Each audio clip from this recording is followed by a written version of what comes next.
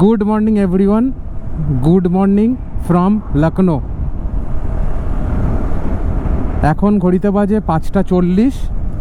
রোজকার অভ্যেসের মতোই আজকে 4টের সময় উঠে পড়েছি।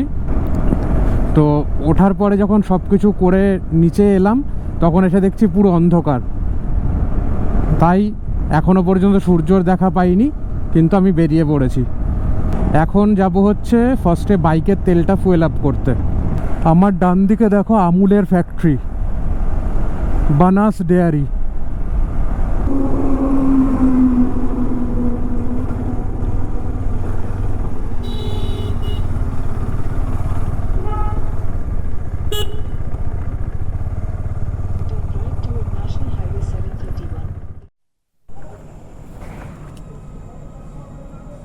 हजार कर दो, हो जाएगा? नहीं होगा? थोड़ा सा और डाल दो।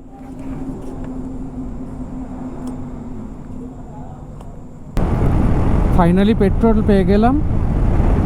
990 রুপিসের তেল লাগলো।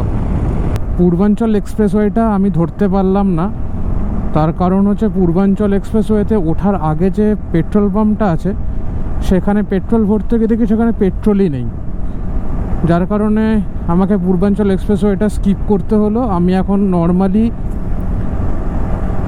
এই রাস্তাটা ধরেই চলে যাচ্ছি বারাণসী, যেটা একটু আগে দেখছিলাম মোটামুটি 290 কিলোমিটার্স মতন।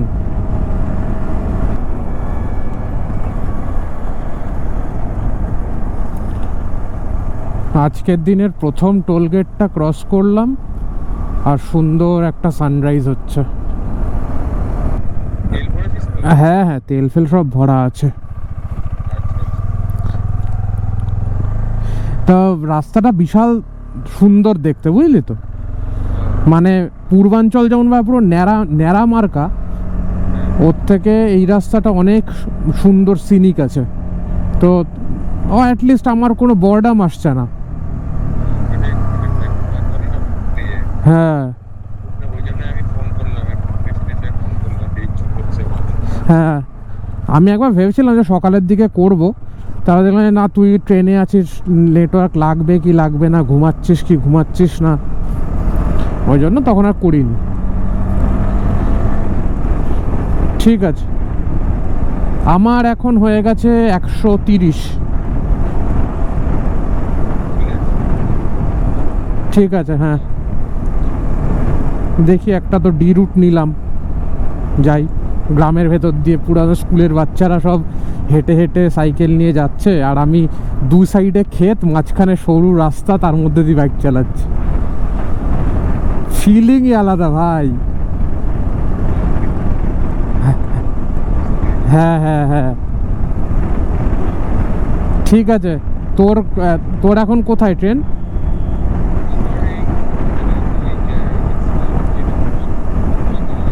হ্যাঁ হ্যাঁ হ্যাঁ হ্যাঁ,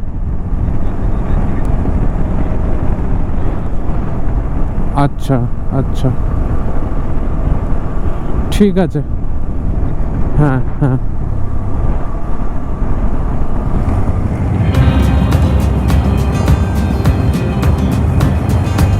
হঠাৎ করে মেন রাস্তা শেষ হয়ে গেল, তাই জন্য এই যে ভেতর ভেতর দিয়ে গ্রামের মধ্যে দিয়ে বাইক চালাচ্ছি এই ভোরবেলায়, কি আরাম লাগছে, আর তেমনি চোখের শান্তি হচ্ছে। ও কাশফুল, তার মাঝখান দিয়ে গ্রামের রাস্তা, অদ্ভুত সুন্দর, অদ্ভুত সুন্দর। এই রাস্তাটাই সোজা নিয়ে গিয়ে নিশ্চয়ই আবার হাইওয়েতে তুলে দেবে। একটু হয়তো টাইমটা বেশি লাগলো, কিন্তু যে এক্সপিরিয়েন্সটা হলো সেটা কিন্তু একদম মনে রাখার মতন।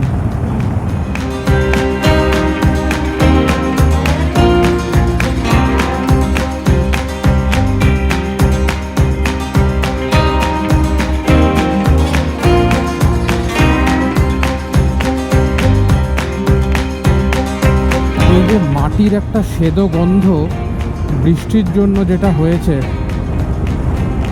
এত অপূর্ব লাগছে, মানে সত্যি গ্রামের মধ্যে দিয়ে এই রাস্তায় বাইক চালাচ্ছি,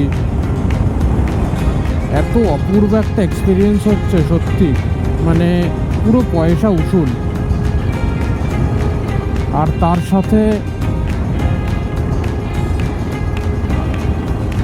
তার সাথে যে এক্সপিরিয়েন্সটা হচ্ছে না, মানে এত ভালো এক্সপিরিয়েন্সটা হচ্ছে, কি বলবো আর।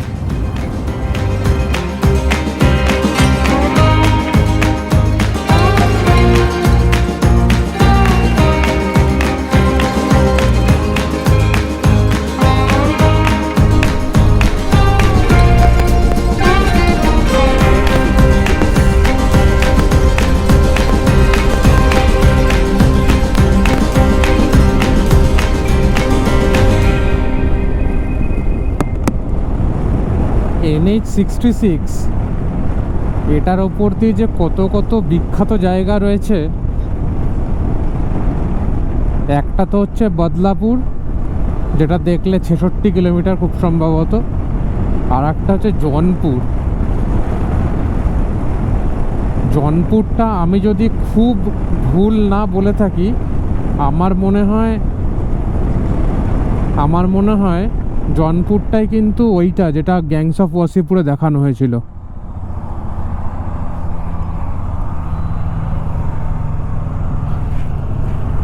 আবার ন্যাশনাল হাইওয়ে 731 পেয়ে গেলাম। अभी बेनारस यहाँ से कितना दूर होगा? बनारस 117 किलोमीटर।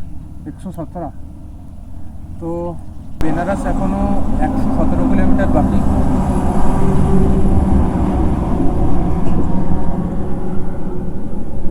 বেনারস এখন 117 কিলোমিটার বাকি। তো হাইওয়ের ওপরে দাঁড়িয়েই একটা মালাইওয়ালা চা খাচ্ছি। চাটা এতটাই ঘি এবং তেলের বানানো, সেটার জন্য একটা আলাদা করে তোমাদের ছবি দেখিয়ে দেবো। আর এখান থেকে এখন এই চাটা খেয়ে তাড়াতাড়ি করে বেনারসের জন্য বেরিয়ে পড়ি। এখান থেকে আর একটু এগোই, দেখা যাক আর কতক্ষণ সময় লাগে। মোটামুটি আর ঘন্টা 2-1 লাগবে। ওকে, চলতা হুঁ। So finally I have reached Varanasi. Varanasi পৌঁছে গেছি। আমার ডান দিকে হচ্ছে এই যে বারাণসী স্টেশন।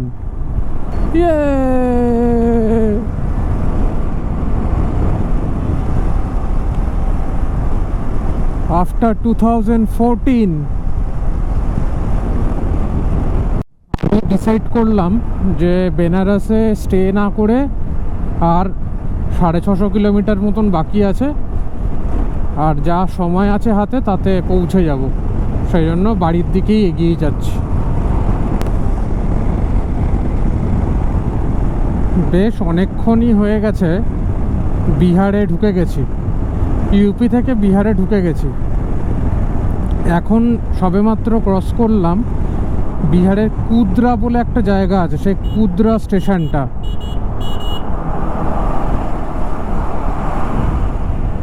আর এখনো অবধি 585 কিলোমিটার টোটাল রাইড বাকি। আমি অ্যাট এ স্ট্রেচ মোটামুটি 200 কভার করলাম, এখনও 200 হয়নি। 382 হয়েছে, 400 হলে ওটা 200 হবে আর কি। তোমরা অনেকেই জানো যে বিহারের রোড কন্ডিশন খুবই খারাপ, কিন্তু তার উপরে চলে এসেছে বৃষ্টি, প্রচণ্ড বৃষ্টি হলো। আমি একটা জায়গায় ভাগ্যবশত দাঁড়ানোর জায়গা পেয়েছিলাম, সেখানে দাঁড়িয়ে একটুখানি চা খেলাম আর রেনকোট ফেনকোট সব পরে নিলাম। এই হচ্ছে আপডেট।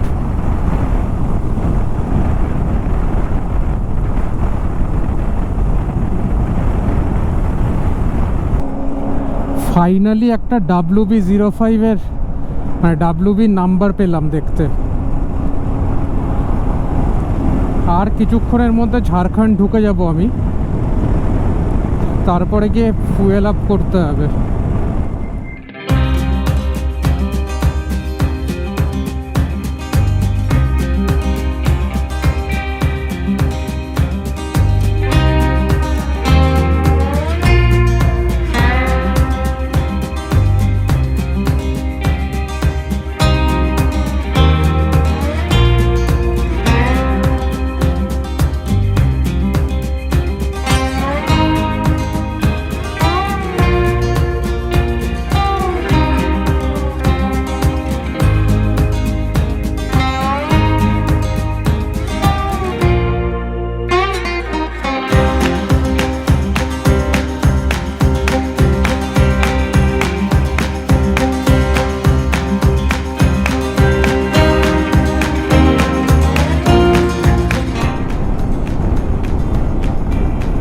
পাহাড়টাকে কি অসাধারণ দেখতে লাগছে দেখো। এই বৃষ্টিতে যেন ব্যাপারটা আরো রোমাঞ্চকর হয়ে গেছে। মেঘটা পুরো পাহাড় থেকে মনে হচ্ছে না উঠছে এরকম ভাবে। উফ, অসাধারণ। এই হচ্ছে মনসুনে ঝাড়খণ্ডের বিউটি।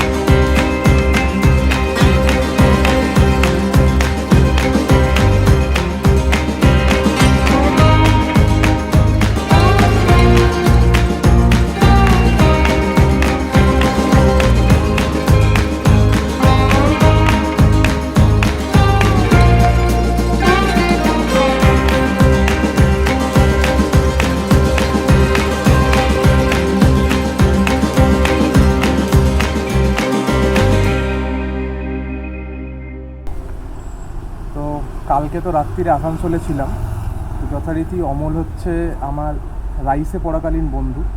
তো অমলের সাথে কালকে রাতেই কথা হয়েছিল যে কোথাওটা থাকার ব্যবস্থা করে দে। তো একটা আইডিয়া দিল, তারপরে আমি হোটেল একটা দেখে মেক মাই ট্রিপে বুক করলাম। তো হোটেলের এক্সপিরিয়েন্সটা তোমাদের সাথে রাস্তায় যেতে যেতে শেয়ার করছি। আর তাছাড়া অমলের সাথে এই যে যা সকালেই দেখা হলো, কালকে প্রচণ্ড বৃষ্টি হয়েছে সারাদিন, তো যার কারণে দেখা হয়নি। তো এই হচ্ছে Amal. Hello.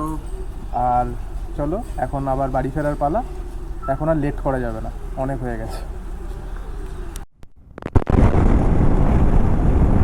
Good morning everyone, good morning from Asansol. গতকালকে তো আসানসোলে থেকেই গেছি, and this is the continuation blog. আসানসোলে থাকতে লিটারালি বাধ্য হলাম, তার কারণ তোমরা তো ফগ লাইটের ব্যাপারটা জানোই। ফার্স্ট অফ অল যে ওটাকে এমনি ক্ল্যাম্প ভেঙে গেছে বলে আলাদা করে বাঞ্জি দিয়ে বেঁধে পুরো রাস্তাটা চালিয়েছি ফেরার সময়।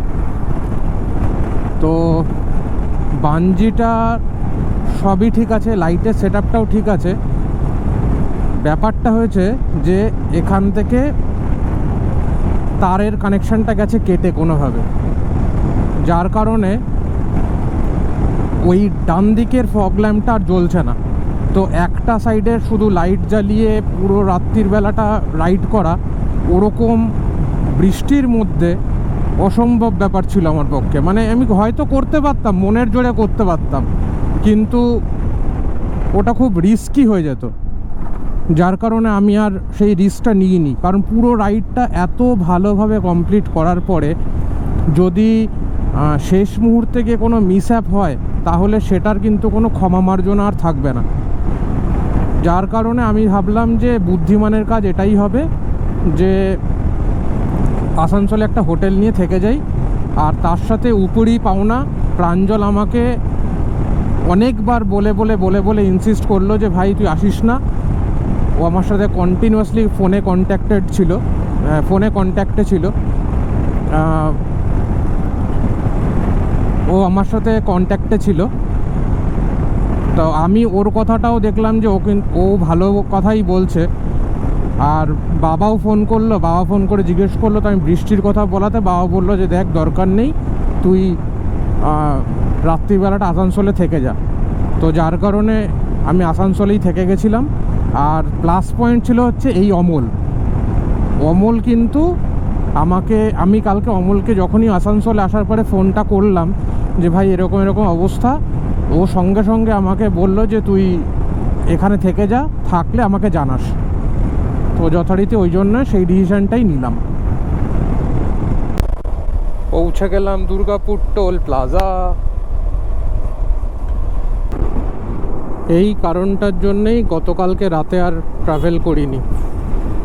এটা কম করেও আমার মনে হয় 7-8 নম্বর ডাইভারশন হবে।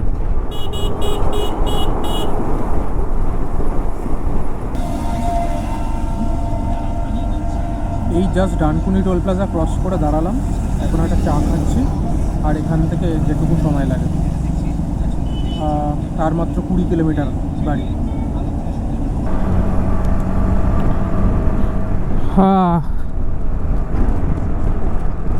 ফাইনালি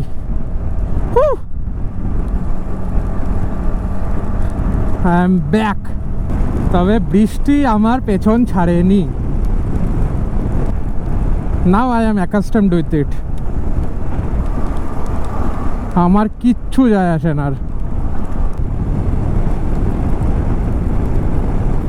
কিতনা সুকুন ভাই। 16-17 দিন বাদে বাড়ি ফিরছি, ফিলিংটাই আলাদা। আবার সেই আমার শহর কলকাতা। উফ, এই কদিনে এত স্টেটস ঘুরেছি, এত জায়গা দেখেছি, কিন্তু এই শহরের একটা ভাইবই আলাদা। এতগুলো দিন তো এইটাই মিস করেছি, দমদম রোডের প্যাঁ প্যাঁ পু পু শব্দ। ওহ, এইবার মনে হচ্ছে আসল জায়গায় ফেরত চলে এসেছি, ব্যাক টু বেস। প্রত্যেকটা রাইডে বেরোনোর আগে এই লোকটার সাথে আমি দেখা করে যাই, আবার রাইডটা ঠিক শেষ হওয়ার আগের মুহূর্তে বাড়িতে ফেরার সময় আবার দেখাটা করে যাই। ঠিক আছে তো? সব অনেক দিন বাদে দেখা হলো। একা ফিরলাম চণ্ডীগড় থেকে। হ্যাঁ, ওই ভাই মামি মারা গেছে, তাই জন্য ট্রেনে করে চলে এসছে, আর বাইক ওখান থেকে ট্রান্সপোর্ট করিয়ে দিয়েছে।